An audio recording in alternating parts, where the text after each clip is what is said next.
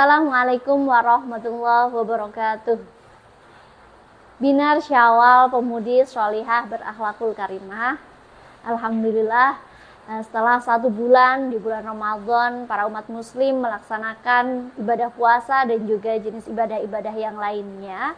Alhamdulillah, kemudian para umat muslim di seluruh dunia bergembira menanti-nanti kedatangan Idul Fitri atau biasa kita sebut dengan Lebaran.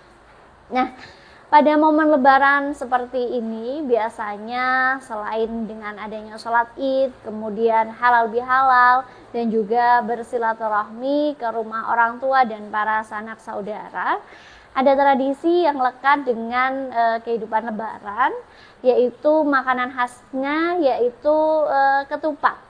Nah, pada masa penyebaran Islam di Indonesia pada waktu itu, seperti yang kita ketahui bersama bahwa para pendakwah yang datang di Nusantara ini banyak menggunakan pendekatan budaya agar Islam lebih mudah diterima di masyarakat.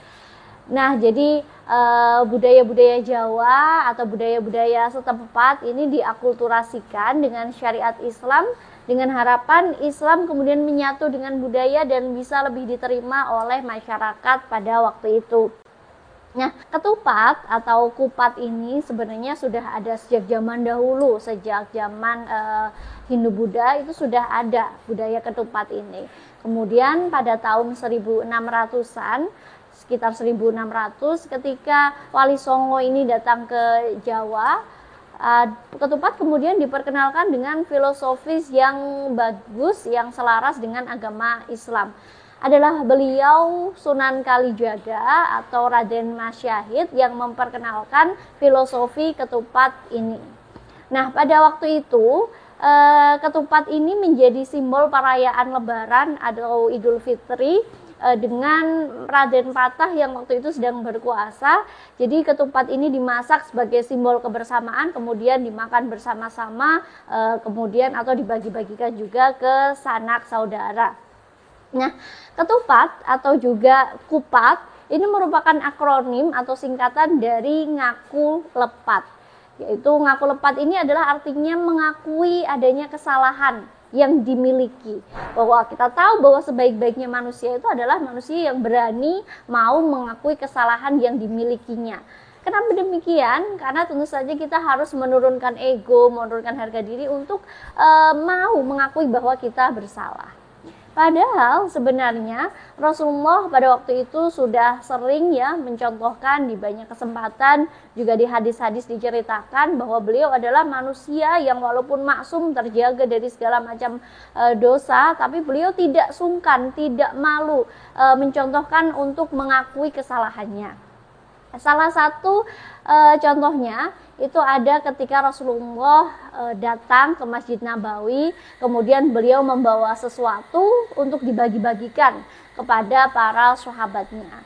Nah, kemudian kebetulan ada pelepah kurma yang mengenai perut salah seorang sahabat, sehingga sahabat tersebut menjerit kesakitan karena terkena pelepah kurma yang dibawa oleh Rasulullah.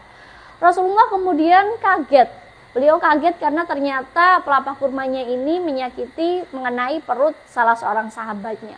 Beliau kemudian langsung mendekat, meminta maaf, bahkan juga mempersilahkan kepada sahabat tersebut untuk membalas dengan memberikan mengenai pelepah kurma itu di perut Rasulullah. Tapi tentu saja sahabat yang terkena tentu saja tidak mau melakukan itu dan langsung memaafkan apa yang tadi Rasulullah tidak sengaja melakukannya. Nah, itu adalah hanya salah satu contoh saja yang diberikan oleh Rasulullah, dan juga ada juga contoh-contoh yang lain seperti misalnya ketika Rasulullah sebelum beliau meninggal mengumpulkan para sahabat, kemudian meminta sahabat untuk membalas barangkali ada perilaku Rasulullah yang menyakiti hati sahabat-sahabat yang lain. Kembali pada pembahasan kupat, bahwa kupat ini dibuat dari janur. Janur ini menurut filosofi Jawa itu merupakan singkatan dari sejatinya nur, atau hati yang kembali bersih, hari yang kembali suci setelah melalui bulan Ramadan.